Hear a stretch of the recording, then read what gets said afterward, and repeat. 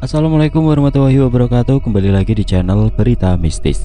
Untuk kisah kali ini masih melanjutkan dari kisah yang sebelumnya. Sebuah kisah yang diambil dari karya karsa dari tulisannya Untung Prasetyo. Sebuah kisah yang berjudul Bukit Batu Pengantin.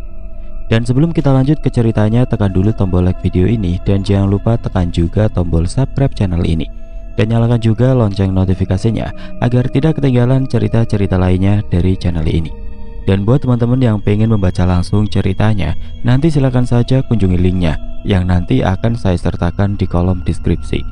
Dan seperti apa untuk lanjutan dari kisah ini, langsung saja kita masuk ke ceritanya.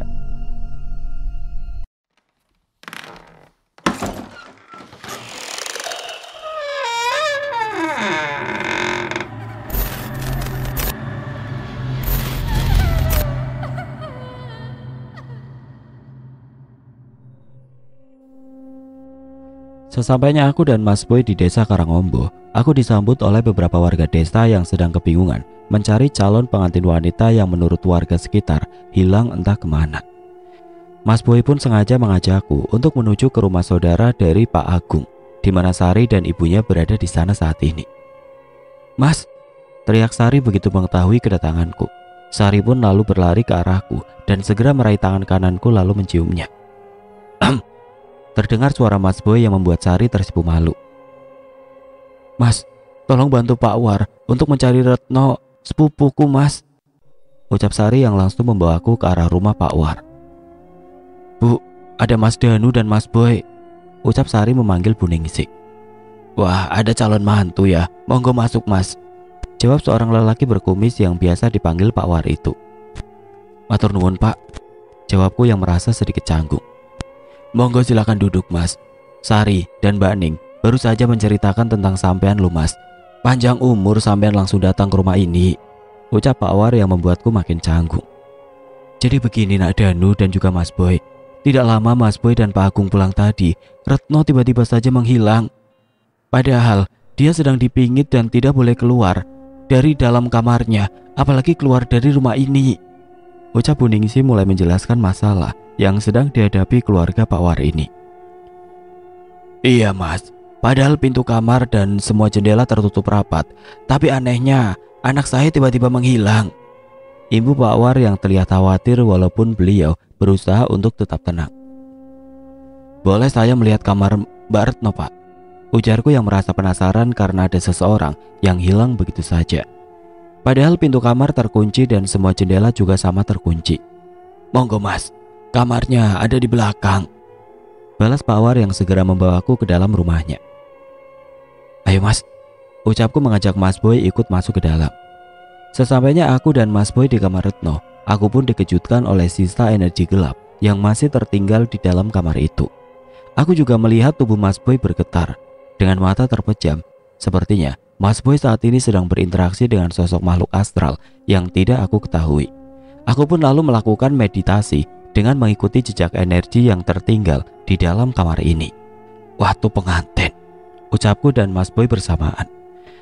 Aku dan Mas Boy pun lalu kembali ke ruang tamu untuk menemui Pak War. Kami pun menanyakan apakah ada masalah sebelum hilangnya Retno secara misterius itu. "Kalau kami tidak salah, saat ini Retno berada di waktu pengantin Pak," ujarku memberitahu Pak War tentang keberadaan putrinya yang esok hari akan dinikahi oleh seorang pemuda dari desa lain. Pak War pun hanya terdiam ketika aku memberitahukan keberadaan putrinya tadi. Terlihat dari tatapan matanya yang kosong, sepertinya Pak War sedang memikirkan suatu masalah yang sangat besar. Belum sempat mengucapkan sepatah kata pun tiba-tiba dari arah luar rumah Pak War terdengar suara orang yang berteriak memanggil Pak War. "Warman, kita batalkan saja pernikahan anak kita ini. Aku tidak sudi punya mantu yang sudah digagahi demit," ujar seseorang yang berteriak lantang dari luar rumah Pak War. Orang yang ternyata calon besan dari Pak Warman ini langsung pergi bersama beberapa orang yang mengantarnya. "Apakah sampean berdua bisa membantu saya Mas?" tanya Pak War kepada aku dan Mas Boy tanpa memperdulikan orang yang berteriak lantang di luar rumahnya. "Insya Allah Pak, kami akan membantu Bapak dan keluarga Bapak untuk menemukan Retno kembali," jawab Mas Boy sambil menatapku. "Tapi sebelumnya kami mau tahu dulu Pak, duduk permasalahan yang menimpa keluarga Pak Warman," imbuku kepada Pak Warman. Jadi begini Mas, saya telah menjodohkan Retno dengan Lesamana, putra dari seorang teman saya yang berasal dari desa yang berada di bagian timur desa ini. Dan orang yang baru saja berteriak di depan rumah saya tadi adalah Pak Joko. Sepertinya dia mempercayai legenda yang ada di desa ini Mas, sehingga dia memilih untuk membatalkan pernikahan putranya dengan Retno anak saya, ujar Pak War menjelaskan. Memangnya ada legenda apa di desa ini Pak? Tanyaku yang merasa penasaran dengan cerita Pak War tadi. Menurut cerita dari para orang tua kami, di desa ini ada sebuah bukit yang bernama Watu Pengantin. Di bukit itu tinggallah sosok makhluk gaib yang memiliki kesaktian yang sangat dahsyat. Pada zaman dahulu, makhluk itu pernah beberapa kali menculik calon pengantin wanita yang sedang dipingit. Entah apa alasan makhluk itu bisa menculik calon pengantin wanita yang sedang dipingit itu. Saya sendiri belum mengetahuinya Mas, ujar Pak War menceritakan legenda dari bukit Watu Pengantin. Apakah para pengantin yang diculiknya akan dikembalikan lagi Pak? Tanya Mas Boy, yang sepertinya juga merasa ingin tahu lebih tentang sosok yang menculik calon pengantin wanita tersebut. Belum sempat Pak War menjawab pertanyaan dari Mas Boy tadi, sosok perempuan tua yang berada di luar rumah Pak War pun berucap, "Ya, makhluk menyeramkan itu akan mengembalikan para wanita yang telah diculiknya setelah 40 hari." Ujar sosok perempuan tua itu yang perlahan melangkah masuk ke dalam rumah Pak War. Aku pernah mengalami hal itu, dan aku pernah berada di alam lain selama 1 malam, tapi di dunia nyata ternyata sudah 40 hari berlalu. Ibu perempuan tua itu lagi. Benarkah itu Mbok? Tanya Butia, istri dari Pak War yang merasa sangat khawatir akan keselamatan putrinya itu. Benar Nduk, setelah makhluk itu mengantarku pulang, tidak ada seorang lelaki pun yang mau mendekatiku karena mereka tahu apa yang telah dilakukan makhluk gaib yang menculikku itu. Pak, cepat selamatkan Retno. Aku takut terjadi apa-apa dengan Retno, ujar Butia dengan air mata yang terus mengalir di kedua pipinya. Sabar Bu, apapun akan Bapak lakukan untuk bisa menyelamatkan Retno, jawab Pak War yang terlihat marah dengan cerita dari perempuan tua itu. Tenang Pak, Bu, insya Allah kami akan membantu mencari Retno, ujar Mas Boy yang sedang menatapku. Iya Pak, yang penting ada yang mengantar kami sampai di bukit itu. Warga desa ini belum pernah ada yang berani naik ke bukit Watu Pengantin Mas. Setelah Mbak Selo, sesepuh desa ini menghilang karena ingin membuktikan keangkeran bukit itu, ujar Pak War menjelaskan. Biar saya saja yang mencari Retno, saya tidak ingin mencelakakan kalian. Ibu Pak War, tidak apa-apa Pak, insya Allah kami akan berusaha mencari Retno di bukit itu. Saya khawatir kalau Bapak malah akan hilang seperti Mbak Selo waktu itu, balasku meyakinkan Pak War. Baiklah kalau begitu Mas, saya akan mengantar Mas Danu dan Mas Boy ke kaki bukit itu, dan saya akan menunggu kalian di sana. Aku, Mas Boy, Pak Warman, dan Pak Sarto serta beberapa warga desa Karangombo pun berangkat menuju kaki bukit Watu Pengantin. Setelah 1 jam berjalan kaki, kami pun tiba di sekitar kaki bukit Watu Pengantin. Sari yang terlihat mengkhawatirkanku terus menggenggam erat tanganku seolah enggan untuk melepas kepergianku. Sampean kudu bali loh Mas. Kalau sampean ndak balik, aku akan nyusul ke atas sana, bisik Sari yang terlihat sedang cemas itu. Tenang Dek, insya Allah aku pasti kembali. Doakan aku dan Mas Boy ya. Bawalah ini Mas, tidak ada jalan menuju ke atas sana. Kalian harus membuka jalan terlebih dahulu sebelum sampai di atas sana, ucap Pak War yang memberi kami 2 buah parang. Walah, tahu begini aku bawa golok dari rumah tadi, ujarku yang disambut tawa oleh beberapa orang di sana. Kami pamit dulu Pak. Sebaiknya Pak War dan warga desa lainnya kembali pulang saja. Saya merasakan ada beberapa sosok yang merasa terganggu karena kedatangan kita Pak, ucap Mas Boy kepada Pak War. Baiklah Mas, kami akan di sini untuk beberapa waktu. Kalian berhati-hatilah. Doa kami menyertai perjalanan kalian ini, balas Pak War sambil menepuk pundak Mas Boy. Aku dan Mas Boy pun memulai perjalanan kami menuju ke puncak bukit, yang konon katanya terdapat tanah lapang yang menjadi istana dari makhluk penguasa bukit ini. Berbekal 2 botol air minum dan beberapa bungkus makanan ringan, serta 2 senter dan 2 parang, kami pun perlahan meninggalkan rombongan orang yang mengantar kami. Setelah jauh kami melangkah, kami pun mulai merasakan sesuatu yang tidak pernah aku rasakan sebelumnya. Aku pun meminta Mas Boy untuk berhenti sejenak dan menanyakan beberapa hal yang tadi tidak terpikirkan olehku. Mas, apakah sampean merasakan ada hal aneh? Tanyaku kepada Mas Boy sambil duduk di bawah sebuah pohon. Aku hanya mendapat penglihatan. Ada seorang gadis sedang termenung di sebuah batu besar, Nuk. Dan menurut Ki Atma, batu itu adalah watu pengantin. Jawab Mas Boy yang kini duduk di sebelahku. Tiba-tiba aku memikirkan perempuan tua yang tadi mengaku sudah pernah dibawa sosok makhluk menyeramkan ke atas bukit ini, Mas. Aku merasa kalau perempuan tua itu masih menyembunyikan sesuatu.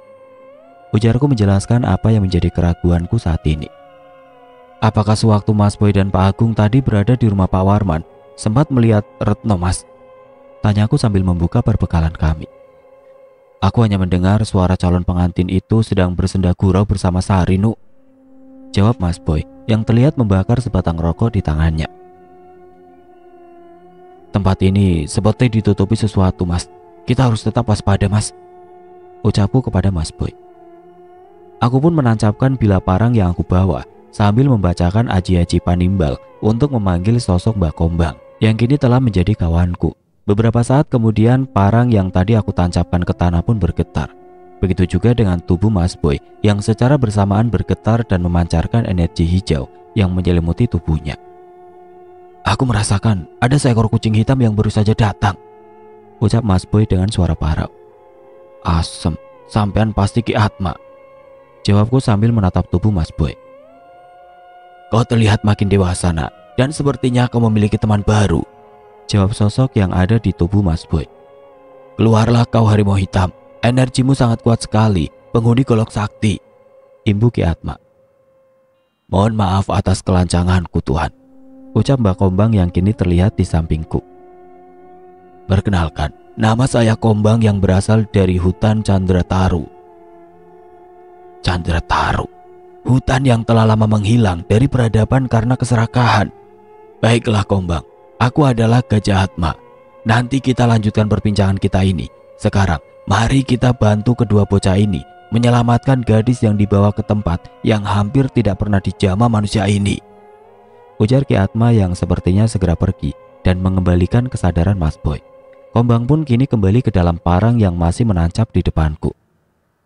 Apakah sampean merasakan sesuatu di tempat ini, Mbah? Tanyaku kepada Mbah Kombang lewat telepati. Aku belum merasakan apa-apa, Nak, tapi tetaplah waspada.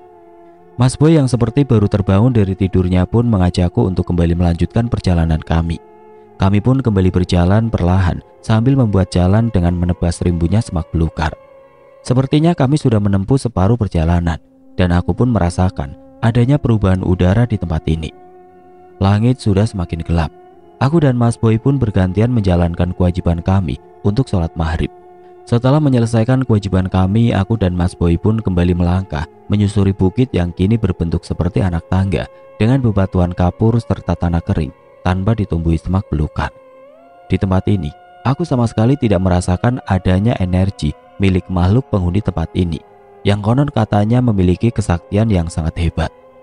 Tapi aku dan Mas Boy tetap waspada, apalagi malam ini sangatlah hening tanpa adanya suara hewan malam. Akhirnya sampailah kami di sebuah tempat lapang yang sepertinya menjadi puncak dari bukit ini.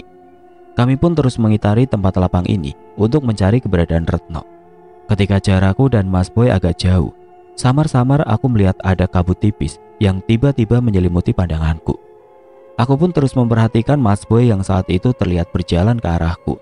Tapi anehnya, tubuh Mas Boy tiba-tiba lenyap dari pandanganku. Aku pun berteriak memanggil nama Mas Boy yang kini benar-benar hilang dan tidak aku rasakan lagi energinya. Kita sudah masuk dalam perangkap makhluk penghuni tempat ini, Nak, ucap Mbak Kombang yang terdengar di telingaku. Setelah memberitahu kalau aku dan Mas Boy sudah masuk perangkap makhluk-makhluk di sini, tiba-tiba parang yang kupegang bergetar hebat, lalu melesat cepat ke arah samping dan hilang begitu saja dari pandanganku. Aku pun mencoba memanggil Mbak Kombang yang berada di bilah parang yang baru saja melesat pergi dariku. Tapi sepertinya Mbah Kombang tidak mendengar panggilanku melalui telepati tadi. Setelah terpisah dari Mas Boy dan juga Mbah Kombang, aku pun dengan tenang kembali menyusuri tempat ini. Dan tidak lama setelah aku melangkah, tiba-tiba di hadapanku kini muncul 4 sosok makhluk yang membuatku bergidik melihatnya. Makhluk-makhluk itu seperti kagum memandangku. Dan ada juga yang terlihat tersipu malu sambil memainkan rambut panjangnya yang tidak beraturan. Astagfirullahaladzim, makhluk apa kalian ini? Ucapku yang sambil menutupi wajahku.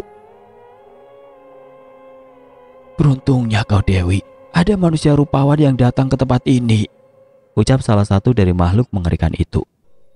Woi, ditanya malah pada rapat, kalian ini makhluk apa sebenarnya? Tanyaku yang sudah merasa jengkel karena melihat mereka. Kamilah penghuni bukit ini mas, dan akulah calon istrimu nanti, jawab salah satu makhluk yang kini berada paling depan di antara makhluk-makhluk yang lain.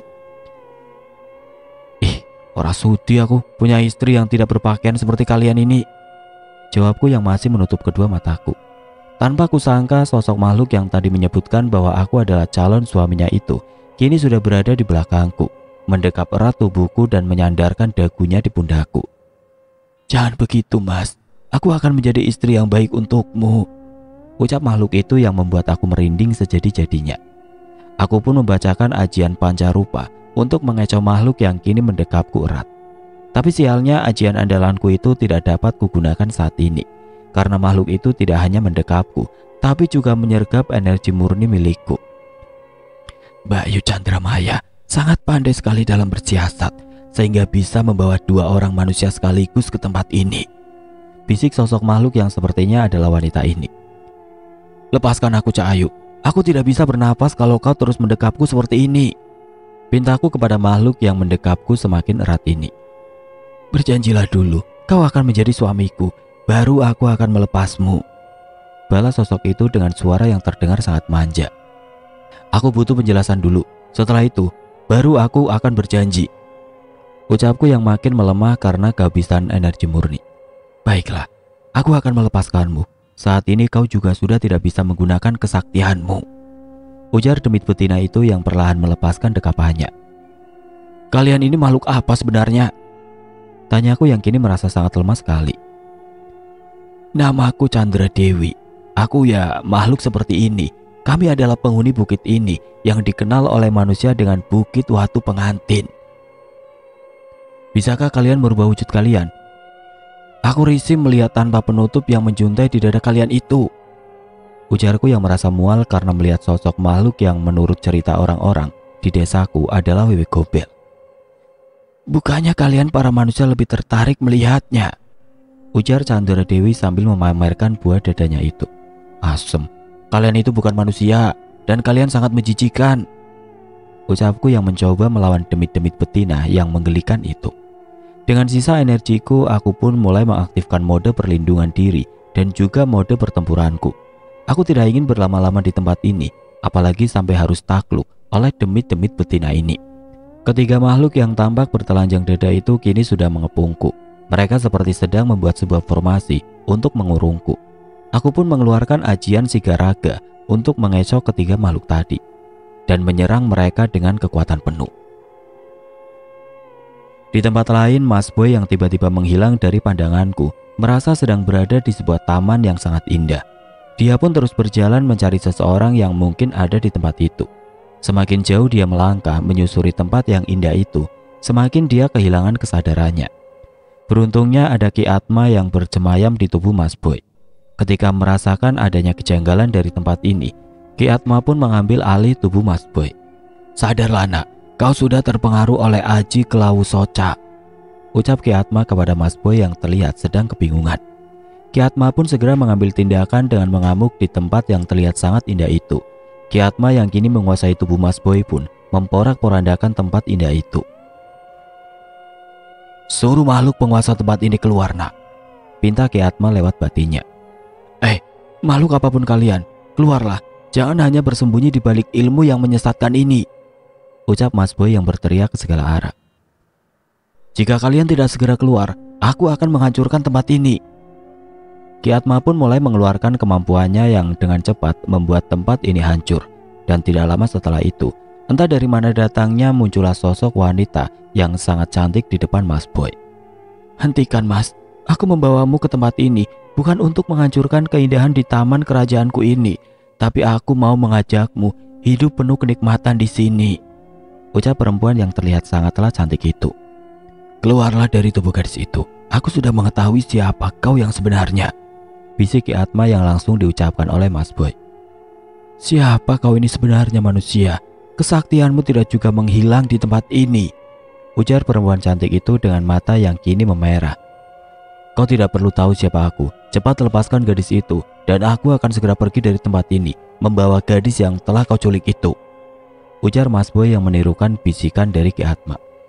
Baiklah, aku akan keluar dari tubuh gadis ini dan kau juga keluarlah dari tubuh pemuda itu, jawab perempuan cantik itu yang dibalas anggukan kepala oleh Mas Boy. Ketika aku keluar dari tubuhmu, segera bawa gadis itu keluar dari tempat ini. Berjalanlah lurus ke arah depan. Jangan lagi kalian menoleh ke belakang. Apa kau mengerti, nak? Bisik Ki Atma kepada Mas Boy. Sosok Ki Atma pun kini telah meninggalkan tubuh Mas Boy. Begitu juga dengan sosok yang tadi berada di tubuh gadis cantik itu. Mas Boy pun segera berlari menghampiri tubuh gadis itu yang kini berada dalam separuh kesadarannya. Biarkan manusia-manusia itu pergi, Nyai. Mereka tidak memiliki kesalahan yang mengharuskan mereka berada di tempat ini. Dan jika kau bersikeras untuk melanjutkan masalah ini, maka akulah yang akan menjadi lawanmu, ujar Ki Atma memperingati sosok makhluk yang kini wujud aslinya sangatlah mengerikan. Tempat ini adalah tempat suci bagi makhluk sebangsa kami.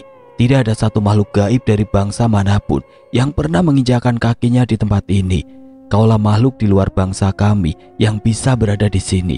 Jadi aku akan memberimu pilihan, ucap makhluk yang sepertinya adalah pemimpin di tempat ini. Maka aku memilih untuk pergi dengan damai dari tempat ini, Nyai, jawab Ki Atma jelas. Pilihannya bukan itu, Ki, balas sosok mengerikan itu yang langsung menyerang Ki Atma dengan kekuatan yang sangat dahsyat. Ki Atma pun hanya menghindari serangan-serangan mematikan dari sosok makhluk yang bernama Chandramaya itu. Entah kenapa Ki Atma sepertinya enggan untuk balas menyerang Chandramaya. Hentikan seranganmu itu, Nyi. Tidak bisakah kita berdamai? Ujar Ki Atma yang terus menghindari serangan Chandramaya. Kau sudah menghancurkan tempat kami. Kau harus bertanggung jawab, Ki, jawab Chandramaya yang terus menggempur Ki Atma. Aku berjanji akan memperbaiki semua kerusakan yang terjadi di tempat ini. Aku tidak butuh itu, Ki. Aku bisa memperbaikinya sendiri. Dasar perempuan, maunya sulit sekali ditebak, gumam Ki Atma dalam hati. Baiklah, katakan apa maumu, Nyi, ujar Ki Atma yang terus menatap lawannya itu. Aku butuh raja untuk memimpin istana ini, Ki, jawab Chandramaya sambil tersipu. Sementara itu Mas Boy terus menuntun gadis yang sepertinya adalah Retno. Perlahan Mas Boy menuruni bukit yang kini terlihat sangat gelap. Berhenti dulu, Mas, kakiku sakit, ucap Retno yang menghentikan langkahnya lalu diam tertunduk. Aku tidak mau pulang, Mas, biarkan aku mati di sini, imbu Retno yang tatapannya terlihat sayu. Kita harus segera menjauh dari tempat ini, Dek, dan kita harus segera menemukan Danu, ujar Mas Boy menjelaskan. Mas Danu? Apa dia calon suami Mbak Sari, Mas? Tanya Retno yang terkejut ketika Mas Boy menyebut nama aku. Iya, Dek, saat ini aku tidak memiliki kekuatan lagi. Jika ada makhluk yang menghadang kita, maka dari itu kita harus menemukan Danu, balas Mas Boy menjelaskan. Baiklah, Mas, tapi nanti aku minta kau tinggalkan aku di bukit ini setelah kau bertemu dengan Mas Danu, ujar Retno yang kembali berdiri dan siap untuk kembali berjalan lagi. Mbak Kombang, ucapku yang saat ini sedang terdesak karena diserang oleh 4 demit betina yang menggelikan ini. Daripada kau mati sia-sia, lebih baik kau ikut bersama aku, Mas, ucap Chandra Dewi menggodaku. Gila, kalian itu loh, makhluk-makhluk porno aksi, ndak punya malu. Boya kalian itu pakai BH atau kemben. Jangan biarkan bapak yang mengerikan itu bergelantungan seperti itu, ujarku yang sengaja mengejek mereka untuk memberiku waktu menunggu kehadiran Mbak Kombang. Kau mau aku merubah wujudku seperti apa, Mas?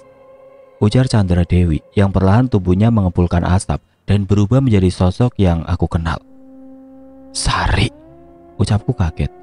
Mas, ayolah ikut aku, ucap Chandra Dewi yang kini merubah wujudnya sama persis seperti Sari.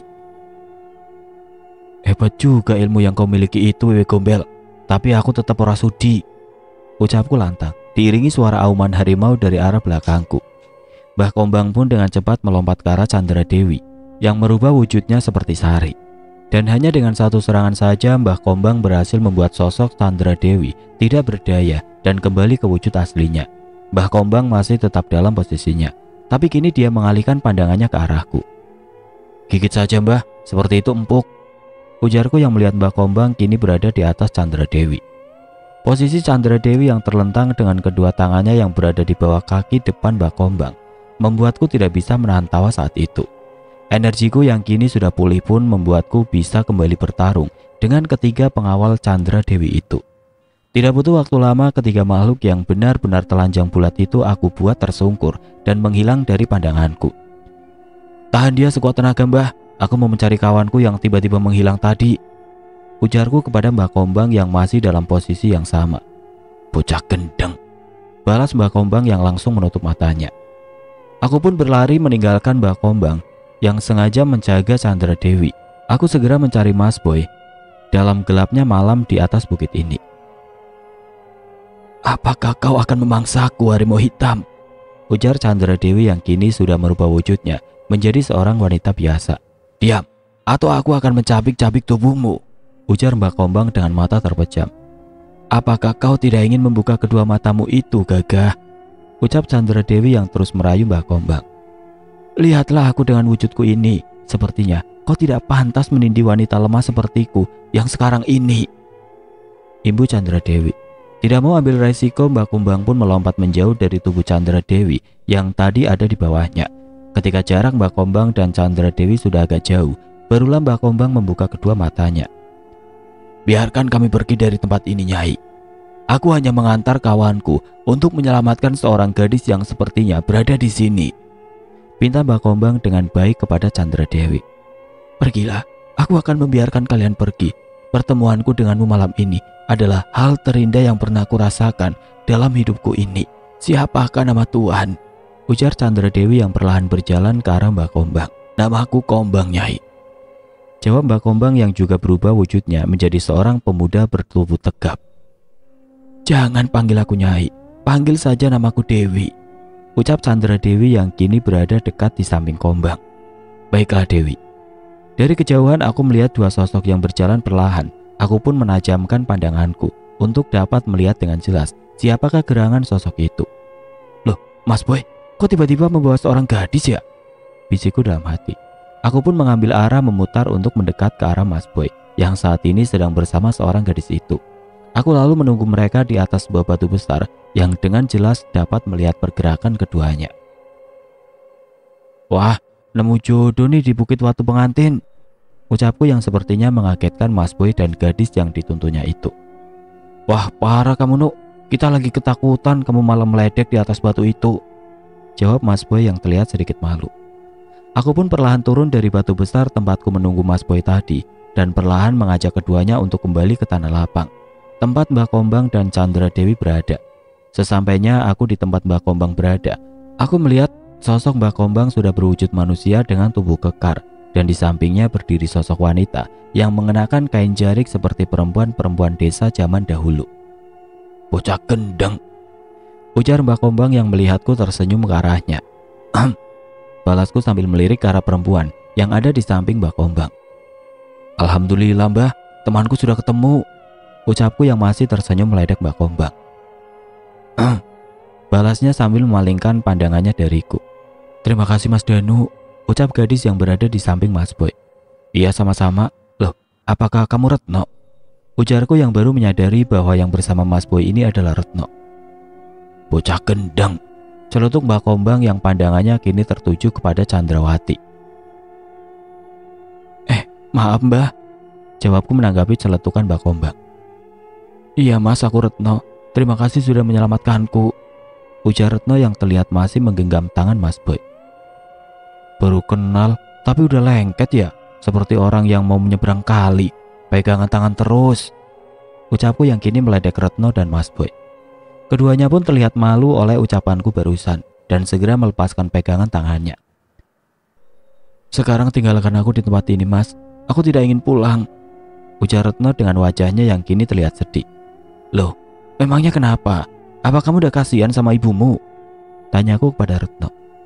Belum sempat Retno menjawab pertanyaanku, tiba-tiba muncul sosok yang wajahnya sama seperti sosok wanita yang sedang bersama Mbak Kombang. Sosok wanita itu terlihat bersama sosok lelaki yang sepertinya pernah aku temui sebelumnya. Retno lah yang memintaku untuk membawanya ke tempat ini, ujar sosok wanita yang bernama Chandra Maya itu. Kami pun terkejut mendengar kalimat yang baru saja diucapkan oleh Chandra Maya yang dibalas anggukan kepala oleh Retno. Gadis ini menolak untuk dijodohkan dengan pemuda pilihan orang tuanya. Karena itu dia memutuskan untuk memintaku membawanya ke istanaku ini, dan setelah 40 hari nanti, aku akan mengembalikannya, sama seperti seorang gadis yang dulu pernah aku bawa ke tempat ini, ujar Chandra Maya lagi. Mbok Ratmi, ucap Retno perlahan. Dulu Mbok Ratmi mengalami kejadian sama seperti apa yang aku alami, Mas. Ibu Retno menjelaskan. Ratmi adalah seorang gadis baik. Dia menolak untuk dijodohkan dengan seorang pilihan orang tuanya. Lalu Ratmi diam-diam pergi ke bukit ini untuk mengasingkan diri, karena dia tahu bahwa tidak ada seorang pun yang mau mencarinya di sini. Bukit ini sudah terkenal akan penghuni gaibnya, sehingga tidak ada satu warga pun yang mau mengunjungi tempat ini. Dan sejak itulah Ratmi mulai menceritakan kepada para penduduk desa akan keangkeran tempat ini, serta menamai bukit ini dengan nama Bukit Watu Pengantin. Lalu, bagaimana Retno bisa memintamu untuk menculiknya, Nyi? Tanyaku yang masih penasaran dengan hilangnya Retno yang berada di kamar dengan keadaan terkunci itu. Setelah Bapak memutuskan untuk menjodohkan aku dengan Lesmana, aku yang tidak menyukai lelaki itu pun sering pergi ke rumah Mbok Ratmi untuk mencurahkan segala apa yang ada di hatiku. Sampai pada suatu hari, Mbok Ratmi memberiku sebuah jalan alternatif agar pernikahanku dengan lelaki itu tidak terlaksana. Sambung Retno yang menjawab pertanyaanku tadi. Aku yang sudah menganggap Ratmi sebagai sahabat masih sering menemuinya, karena bagi kami, Ratmi telah berjasa dengan ceritanya tentang Bukit Watu Pengantin yang melegenda ini. Kamilah penunggu asli bukit ini, bukan sosok genderuwo sakti seperti apa yang diceritakan Ratmi kepada penduduk desa. Ratmi mengorbankan dirinya demi menghindari perjodohannya dengan laki-laki yang tidak diinginkannya, ujar Chandra Maya menjelaskan. Sekarang pulang Landu, aku yakin kau akan menemukan jodoh yang tepat nantinya. Imbu Chandra Maya yang pandangannya mengarah kepada Mas Boy. Baik Nyai, terima kasih sudah membantuku, jawab Retno dengan wajah tertunduk. Biarlah cerita tentang Bukit Watu Pengantin yang keramat atau wingit ini tetap beredar di masyarakat. Aku dan para penghuni bukit ini merasa nyaman dengan tidak adanya manusia yang menjamah tempat ini, ujar Chandra Maya yang meminta tetap merahasiakan cerita yang sebenarnya tentang Bukit Watu Pengantin. Baik Nyi. Sebelum kami pergi dari tempat ini, masih ada pertanyaan yang ingin aku tanyakan lagi, Nyi, ucapku yang membuat kaget semua yang berada di tempat ini. Apakah kalian sudah mengetahui maksud kedatangan kami ke tempat ini sebelumnya, Nyi? Lalu bukankah dulu pernah ada seseorang yang datang ke tempat ini dan dikabarkan menghilang? Benarkah itu, Nyi? Tanyaku yang membuat Nyi Chandra Maya tersenyum. Lelaki itu bernama Slomoyo. Dia pernah memintaku untuk meninggalkan bukit ini karena bukit ini akan digunakan untuk lahan pertanian. Aku menolaknya, walaupun Slomoyo berjanji untuk memberiku tempat baru. Karena aku menolak permintaannya, Slomoyo pun kembali pulang dengan tangan hampa. Di tengah perjalanannya menuruni bukit ini, dia terpeleset dengan kepala yang membentur batuan cadas di bawah sana. Slomoyo pun wafat di tengah bukit ini dan jasadnya melebur dengan bukit ini, karena tidak ada seorang pun yang tahu kejadian yang menimpanya itu, ujar Chandra Maya. Kedatangan kalian sudah aku tunggu sebelumnya, tapi ketika adikku yang saat ini sedang bersama sosok harimau hitam itu menginginkan salah satu dari kalian, aku pun mengabulkan permintaannya. Tapi nasib berkata lain, jodoh pun tidak ada yang tahu pasti. Lihatlah, saat ini adikku sudah mendapati sosok yang sepertinya sesuai dengannya, imbu Chandra Maya lagi. Baiklah Nyi, terima kasih sudah menjelaskan semua yang terjadi di sini, ujarku menanggapi penjelasan Chandra Maya tadi. Maafkan aku yang telah merusak tempat sakral itu, Nyi, ucap Ki Atma yang di samping Mas Boy. Kau harus bertanggung jawab, Ki. Kau harus memperbaiki kerusakan yang telah kau perbuat tadi, jawab Chandra Maya dengan memalingkan wajahnya. Celetukku yang merasa ada sesuatu di antara Ki Atma dan Chandramaya. Tidak apa-apa Mbak Ayu, biar nanti Mas Kombang ikut membantu memperbaiki taman pelataran itu, ucap Chandra Dewi yang kini terlihat memegang erat lengan Mbak Kombang. Wah, ternyata tidak salah kalau bukit ini dinamai Bukit Watu Pengantin, karena di bukit ini cinta tumbuh dengan subur, ujarku yang disambut tawa oleh Mas Boy dan Ki Atma. Kamu gak usah murung begitu Retno, kalau kamu memang merasa ada sesuatu, ungkapkan saja, ujarku yang kini memandang Retno. Dengan gagahnya Mas Boy pun berucap, jika kau mau, aku akan menggantikan lelaki yang dijodohkan oleh orang tuamu itu, Dek, ucap Mas Boy yang menatap Retno penuh harapan. Retno yang terlihat malu pun menganggukkan kepala, diiringi tepuk tangan kami malam itu. Aku akan mengantar anak-anak ini dulu, Nyi. Setelah itu, aku akan datang kembali ke tempat ini. Bukan begitu, Kombang, ujar Ki Atma yang membuat Kombang salah tingkah. Jawablah, Mas. Apakah kau tidak ingin segera menemuiku? Desak Chandra Dewi sambil mencubit lengan Kombang. Iya, jawab Mbak Kombang yang masih tersipu malu saat itu. Akhirnya kami pun berpamitan dengan Nyi Chandramaya dan juga Nyi Chandra Dewi untuk kembali ke tempat kami tinggal. Nyi Chandramaya pun lalu membuka dinding gaib yang di depannya. Kini sudah terlihat ada beberapa orang yang sepertinya sudah menunggu kami. Dengan sekejap mata kami pun sudah berada di kaki Bukit Watu Pengantin ini. Orang-orang yang sudah mengetahui kedatangan kami pun segera menyambut kami dengan hangat. Kami pun lalu dibawa ke rumah Retno dengan menggunakan sepeda motor yang sepertinya memang sudah disiapkan oleh keluarga Retno. Tangis bahagia pun menyambut kedatangan Retno malam itu. Banyak pertanyaan dari beberapa warga yang sudah menunggu kedatangan kami. Pak Agung, Bagus, Bagas, dan juga Basuki terlihat sudah berada di rumah Pak Warman. Mereka sangat mengkhawatirkan kepergian kami saat itu. Sari yang melihatku pun berlari ke arahku dengan air mata yang jatuh ke kedua pipinya. Gadis pujaan hatiku itu memelukku erat, seraya enggan untuk melepasku lagi. Aku dan Mas Boy pun lalu masuk ke dalam rumah Pak Warman untuk menceritakan keadaan Retno ketika berada di atas Bukit Watu Pengantin tadi. Jadi begini Pak War, mohon maaf sebelumnya, saya mewakili Retno secara pribadi menolak perjodohan yang Bapak lakukan ini, ujarku kepada Pak War dan orang-orang yang ada di rumah Pak War saat itu. Makhluk dari Bukit Pengantin itu memang mengincar orang-orang yang menolak dijodohkan, imbuku lagi sambil memandang seorang wanita tua yang sepertinya bernama Mbok Ratmi. Jika masih ada orang tua yang memaksa anak gadisnya untuk menikah dengan orang yang tidak dikehendakinya, maka kemungkinan besar makhluk-makhluk penghuni bukit itu akan menculik gadis tersebut. Bukan begitu, Mbok? Tanyaku yang langsung disambut anggukan kepala oleh Mbok Ratmi. Maafkan kami, Nak.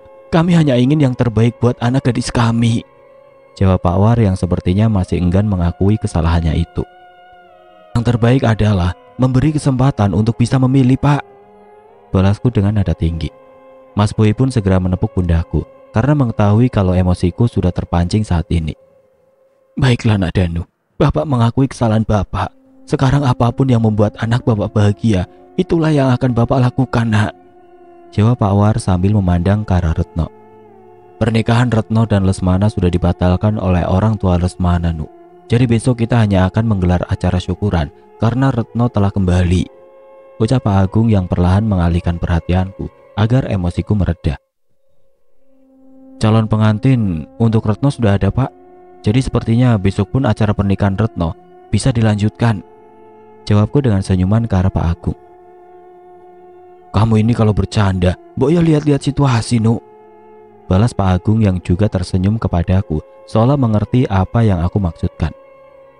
Siapa, Nu, calon pengantinnya Retno? Imbu Pak Agung yang malah membuat semua orang di rumah itu penasaran. Bagaimana, Mas?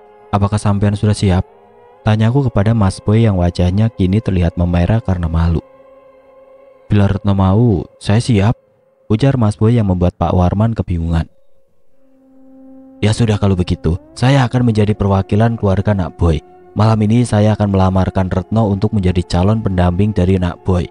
Bagaimana Pak War? Apakah lamaran saya diterima? Ujar Pak Agung yang sepertinya sangat mendukung Mas Boy.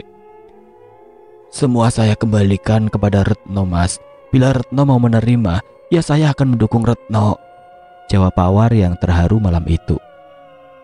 Piye, Nduk, apakah kamu menerima lamaran Nak Boy malam ini? Tanya Pak Agung kepada Retno. Retno pun tersipu malu dan menganggukkan kepala, tanda menyetujui dan menerima lamaran dari Mas Boy. Alhamdulillah, jawab kami serentak dan merasa ikut bahagia di malam itu.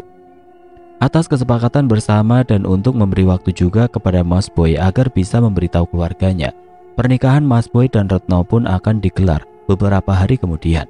Aku pun keluar dari dalam rumah Pak War, lalu mengajak Sari untuk duduk bersama. Malam ini aku telah menyaksikan banyak kebahagiaan terjadi. Aku pun ingin membuat gadis yang aku sayangi itu ikut bahagia dengan bersenda gurau berdua. Setelah beberapa waktu, kami tidak bertemu. Sari pun menanyakan kembali, apakah aku sudah benar-benar siap untuk meminangnya. Aku pun tersenyum sambil terus memandangi wajah ayu dari gadis pujaanku.